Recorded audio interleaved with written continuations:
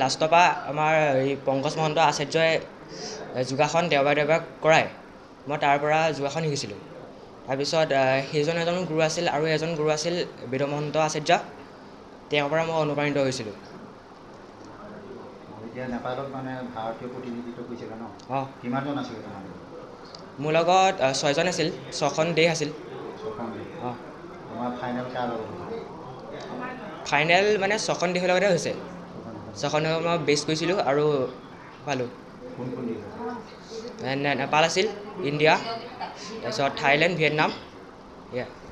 অসমৰ পৰা কেইজন গৈছিল? অসমৰ পৰা 7জন গৈছিল। 7জন গৈছিল। পদক কোনে কোনে পাইছে? পদক সোণৰ পদক 5জন পাইছে, তাৰপিছত ৰূপৰ পদক 2জন পাইছে। মহন্ত আৰু মই এইকণতে একেবাৰে চুটিকৈ কৈ দিওঁ এওঁৰ যাত্ৰাটো।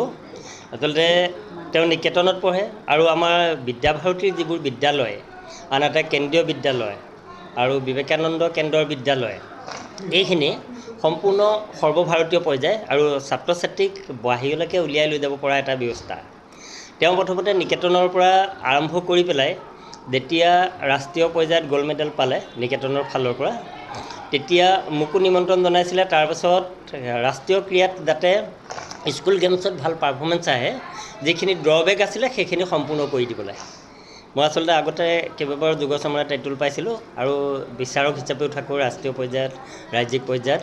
সেইকাৰণে মোক নিমন্ত্ৰণ জনালে যাতে ভুল ক্ৰুটিবোৰ নাইকিয়া কৰি দিব পাৰে। আৰু এটা কথা মই লক্ষ্য কৰিলোঁ, যিমানে কম্পিটিশ্যনবোৰত জইন কৰে সিমানে আগবাঢ়ি যাব পাৰে।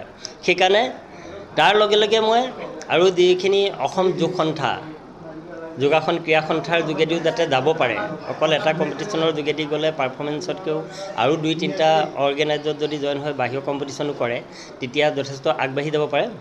সেইকাৰণে তাৰো চিলেবাছ শিকাই পেলাই তাৰ যোগেদিও বাহিৰলৈ পঠাই দিলোঁ আৰু স্কুল গেমছৰ তাত ৰাষ্ট্ৰীয় পৰ্যায়তো অংশগ্ৰহণ কৰিলে। আনহাতেদি এই অলপতে হৈ যোৱা কলিকতাত যিটো ৰাষ্ট্ৰীয় যোগাসন প্ৰতিযোগিতা, তাতো 2টাকৈ তেওঁ গ'ল্ড মেডেল পাবলৈ সক্ষম হ'ল।